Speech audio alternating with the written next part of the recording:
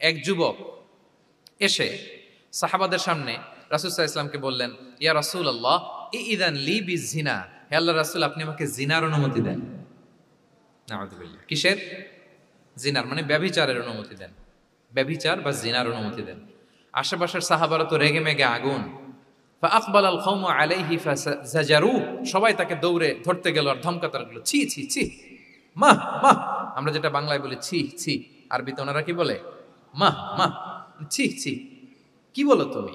লজ্জা শরমের মাথা খেয়ে তুমি রাসূলুল্লাহর দরবারে এসে বলতেছো, হে আল্লাহর রাসূল আপনি জিনার অনুমতি দেন।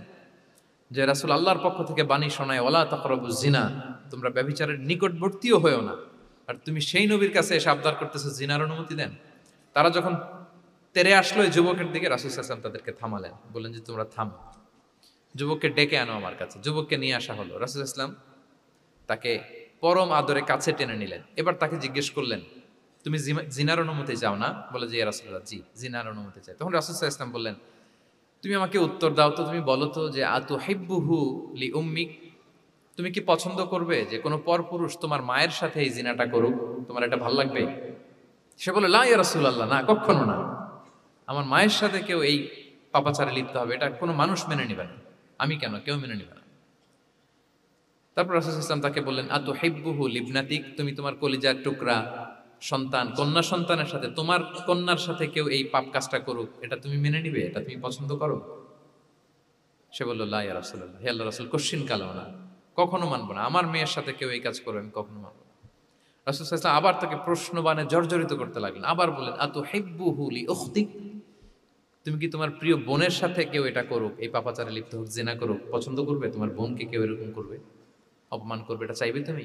বলে, কখনো না, লা ইয়া রাসূলুল্লাহ, কখনো না, কেউই তো পছন্দ করবে না এটা। তখন রাসূল সাল্লাল্লাহু আলাইহি ওয়াসাল্লাম বললেন, তুমি যার সাথে জিনার অনুমতি চাইছো সে তো কারো না কারো মা, কারো না কারো মেয়ে, কারো না কারো বোন, তুমি এভাবে কেন ভাবতে পারো না? সুবহানাল্লাহি ওয়া বিহামদিহি।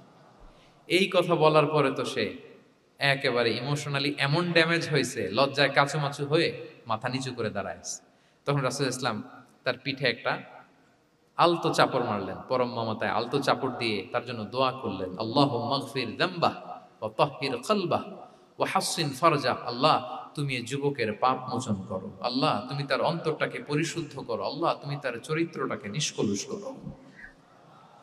এই হাদিসের রাবি উনি বলতেছেন, ফালাম ইয়াকুন বা'দা যালিকাল ফাতা ইয়ালতাফিতু ইলা শাই, ওই দিনের পর থেকে এই যুবক কখনো কোনো পরনারীর দিকে রাস্তায় তাকায় নাই। এই ইমোশনালি যখন তাকে দুর্বল করা হলো, তাকে যখন এইভাবে রাসূল সাল্লাল্লাহু আলাইহি ওয়াসাল্লাম প্রেজেন্টেশন করলেন, হাদিসের বর্ণনাকারী বলেন, এরপরে আমরা কোনোদিন তাকে পরনারীর দিকে তাকাতে দেখি নাই। তার হৃদয়টাকে আল্লাহ তাআলা পরিশুদ্ধ করে দিলেন। রাসূল সাল্লাল্লাহু আলাইহি ওয়াসাল্লাম ওয়ায়ুযাক্কিহিম, কিভাবে মানুষকে পরিশুদ্ধ করতে দেখেন, কিভাবে তার আবেগ অনুভূতিকে নাড়িয়ে তার চিন্তার জগতে আলোড়ন সৃষ্টি করে তাকে এমনভাবে কাবু করলেন যে রাসূল সাল্লাল্লাহু আলাইহি ওয়াসাল্লাম যেই দিকে তাকে গাইড করতেছে এখন সে সেদিকেই যেতে বাধ্য। সো এইটা আমাদেরকে করতে হবে, ইমোশনাল ইন্টেলিজেন্স কাজে লাগিয়ে মানুষের আবেগ অনুভূতিতে নাড়া দিয়ে যদি আপনি তাকে কোনো কথা, কোনো বার্তা, কোনো নাসিহাত করেন, তখন সেটা সে শোনে। এমন শুনে এমনভাবে সে হেদায়েতের পথে আসে যেটা আমরা কল্পনাও করতে পারি না। তাহলে এটা যেন আমরা করি, এটা খুবই প্রোডাক্টিভ, এটা খুবই ইফেক্টিভ, এটা খুবই ফ্রুটফুল, কাজে দেয় মানুষকে ইমোশনালি তাকে দেওয়া। এই পয়েন্টটা বুঝতে পেরেছেন তো সবাই, না?